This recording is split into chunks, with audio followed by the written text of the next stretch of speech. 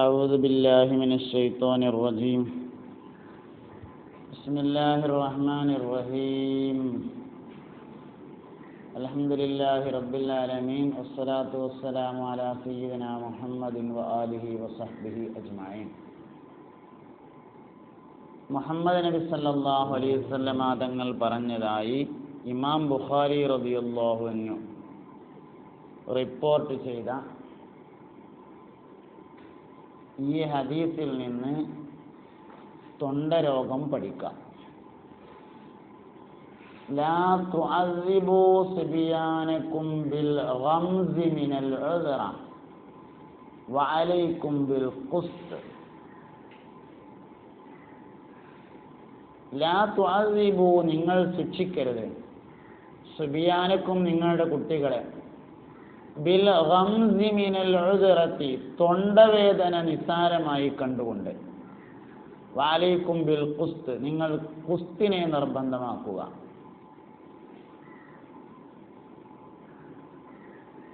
ഉദ്റത്ത് എന്ന് പറഞ്ഞാൽ തൊണ്ടവേദനക്ക് പ്രധാനമായും പറയാം, തൊണ്ടയുടെ എല്ലാ അസുഖങ്ങൾക്കും ഉദ്റത്ത് എന്ന് പറയാം.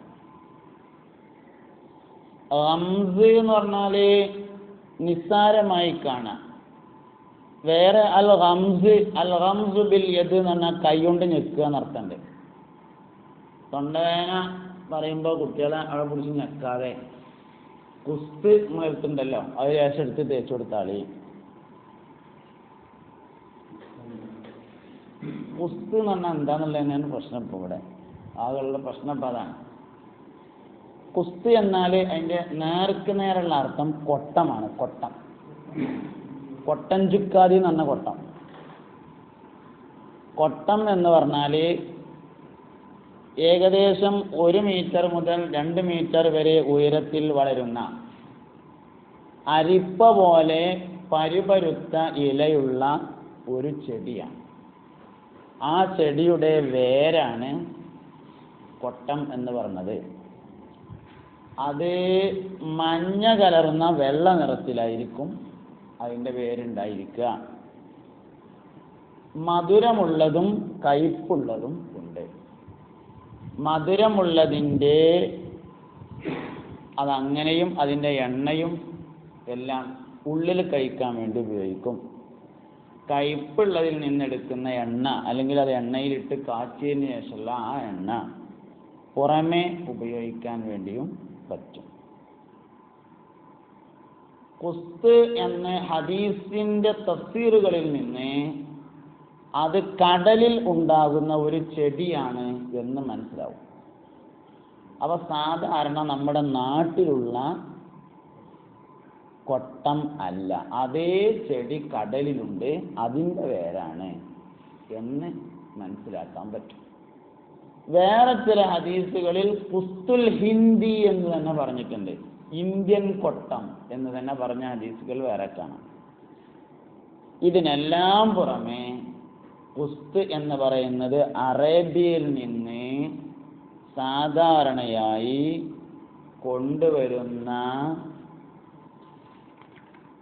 കൊണ്ടുവരുന്ന പിസ്തയാണ് എന്ന അഭിപ്രായവും ഉണ്ട്.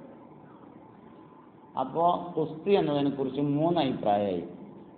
ഒന്ന്, കടലിൽ നിന്നുള്ള ഒരു ചെടി, അതിൻ്റെ വേര്. 2, ഇന്ത്യയിൽ കാണുന്ന കൊട്ടം എന്ന സാധനം, അതിൻ്റെ വേര്. 3, അറേബ്യയിൽ നിന്നൊക്കെ സാധാരണ കൊണ്ടുവരുന്ന പിസ്ത. ഇത് 3നും ഈ മെഡിസിനൽ ഇഫക്റ്റ് ഉണ്ട് എന്നാണ് ആധുനിക പഠനങ്ങളിലും തൊബീബുമാരുടെ അഭിപ്രായങ്ങളിലും കാണുന്നത്. അപ്പം 3ഉം ഈ ആവശ്യത്തിന് വേണ്ടി ഉപയോഗിക്കാം. ഈ 3നും ഈ ഫലമുണ്ട്, ഈ മെഡിസിനൽ എഫക്റ്റ് ഉണ്ട്. ഒരിക്കൽ നബി സല്ലല്ലാഹു അലൈഹി വസല്ലം തങ്ങൾ ആയിഷ ബീവി റളിയല്ലാഹു അൻഹയുടെ അടുക്കൽ ചെന്നപ്പോൾ അവിടെ ഒരു കുട്ടി ഉണ്ടായിരുന്നു. ആ കുട്ടിയുടെ നബി തങ്ങൾ കുട്ടിയെ നോക്കിയപ്പോൾ ആയിഷ ബീവി റളിയല്ലാഹു അൻഹ പറഞ്ഞു, ഈ കുട്ടിയുടെ തൊണ്ടയിൽ ഒരു പ്രത്യേകമായ രോഗമുണ്ട്,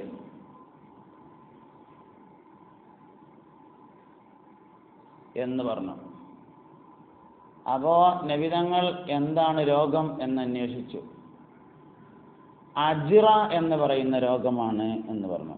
അജിറ എന്ന് പറഞ്ഞ ആ രോഗം നമ്മൾ ഇന്ന് കാണുന്ന ടോൺസിലൈറ്റിസ് എന്ന് പറയുന്ന രോഗം. അപ്പം നബി സല്ലല്ലാഹു അലൈഹി വസല്ലം തങ്ങൾ പറഞ്ഞു, സ്ത്രീകളെ നിങ്ങളുടെ കാര്യമോർത്ത് എനിക്ക് അത്ഭുതം തോന്നുകയാണ്, നിങ്ങൾ വല്ലാത്തൊരു പെണ്ണുങ്ങൾ തന്നെയാണ്, ദേശം കൊട്ടം ആ കുട്ടിയുടെ നാവും തേച്ചു കൊടുത്താൽ പോരെ എന്ന് ചോദിച്ചു. നിങ്ങൾ വല്ലാത്തൊരു പെണ്ണുങ്ങളായല്ലോ, നിങ്ങളുടെ കാര്യത്തിൽ എനിക്ക് അത്ഭുതം തോന്നുന്നു എന്ന് നബി സല്ലല്ലാഹു അലൈഹി വസല്ലം പറഞ്ഞതായി കാണാം. കുട്ടികളെ നിങ്ങൾ ഇങ്ങനെ കഷ്ടപ്പെടുത്തരുത്. കുട്ടികളിൽ ആർക്കെങ്കിലും അജ്റ എന്ന രോഗമുണ്ടെങ്കിൽ അല്ലെങ്കിൽ തലവേദന ഉണ്ടെങ്കിൽ കൊട്ടം നിങ്ങൾ നാവിൽ തടവി കൊടുക്കുക എന്ന് പറഞ്ഞതായി കാണാം. തൊണ്ട ശരിക്ക് ശരീരത്തിലെ വളരെ പ്രധാനപ്പെട്ട ഒരു അവയവം തന്നെയാണ്. അത് 3 വായയിലൂടെ പോകുന്ന 3 വസ്തുക്കളെയും ഇനംതിരിച്ചു വിടുന്ന ജോലിയാണ് തൊണ്ടക്ക് നിർവഹിക്കേണ്ടത്. വായുവിനെ, വെള്ളത്തെ, ഭക്ഷണത്തെ, അത് 3ഉം ഇനം തിരിച്ചു വിടുക എന്ന ജോലി അത് നിർവഹിക്കുന്നു. അപ്പോൾ തൊണ്ടയിൽ വരുന്ന ഒരുപാട് കാരണങ്ങൾ, തൊണ്ടവേദന, തൊണ്ടയുടെ അസുഖങ്ങൾ എന്നിവയ്ക്ക് കാരണമാവും. നീർക്കെട്ട്, അതുപോലെയുള്ള തൈറോയിഡ് ഗ്രന്ഥിയിലുണ്ടാവുന്ന വീക്കങ്ങൾ, അങ്ങനെ പോയാൽ ക്യാൻസർ വരെ തൊണ്ടയുടെ അസുഖങ്ങളിൽപ്പെട്ടത് തന്നെയാണ്. ഇതിനെല്ലാം കൊട്ടം ഒരു പരിധി വരെ അല്ലെങ്കിൽ കുസ്ത് ഒരു പരിധി വരെ ആശ്വാസമാണ് എന്ന് കാണാം. നമ്മുടെ നാട്ടിലുള്ള കുസ്ത് അതായത് കൊട്ടം ഉപയോഗിക്കേണ്ടത് അതിനെ പൊടിയാക്കുക, നന്നായി പൊടിച്ച് ശീലപ്പൊടിയാക്കിയതിന് ശേഷം 2 ഗ്രാം വീതം 3 നേരം കഴിക്കലാണ് അതിൻ്റെ മരുന്നായിട്ടുള്ള ഉപയോഗം. അറേബ്യയിൽ നിന്ന് കൊണ്ടുവരുന്ന പിസ്തയാണെങ്കിൽ 7 പിസ്ത വീതം രാവിലെ പ്രാതലിന് ശേഷം കഴിക്കലാണ് അതിൻ്റെ ഏറ്റവും പ്രധാനപ്പെട്ട ഉപയോഗം. മറ്റു ഉപയോഗങ്ങളും ഉണ്ട്. പിസ്തയുടെ എണ്ണയും വരുന്നുണ്ട്, അതുമൊക്കെ മരുന്നായി ഉപയോഗിക്കാവുന്നതാണ്.